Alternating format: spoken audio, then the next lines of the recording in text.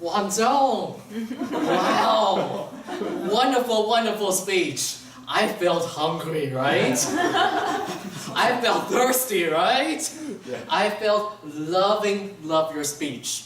Your speech is so very organized and you tell us and very inspiring. From the time when you were in Nicaragua and the time that you love so much things around you, the whole culture, the whole food around you. What I love about is actually your opening. You got directly to the audience through direct questions. Like how many of you have ate breakfast and certain questions. And this is actually very wonderful then. Another thing what I like about the speech is also about how you relate to the audience, and especially the audience feedback. And when you have positive audience feedback, you really got closer and you got more charming than ever then, especially with all that food and the slides then. To make your speech a little bit more inspirational, a little bit more charming then, perhaps maybe we can change the way how we ask the question.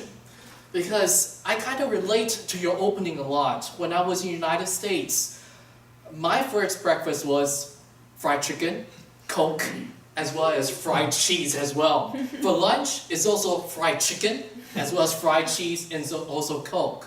So the southern part of the United States is that kind of culture. So definitely, you made me become more hungrier there. But to make your speech to become more inspirational, let's try with another opening. How many of us actually eat fried chicken? Or something like that. Then we can know how many of us actually eat fast foods. Now the twist of that, and very good, is that how many of us eat fried stuff in the morning? And that kind of twist was like, wow, shocking then. And that can surprise and make the audience a little bit more surprising then. The second way we can also approach this is your title. I think I forgot the title. It's so very so long. All I know is also about food. So maybe shorten the title to Food Can Bring Us Closer Together. And then we know the message is all about the culture, the background, the local, the food, and also the language then. The third area that maybe we can focus on is I want to hear more stories about how you interact with your host family. I love the way how you interacted by vocalized language. Like, how can you drink coffee without sugar? My goodness, that was a wonderful act.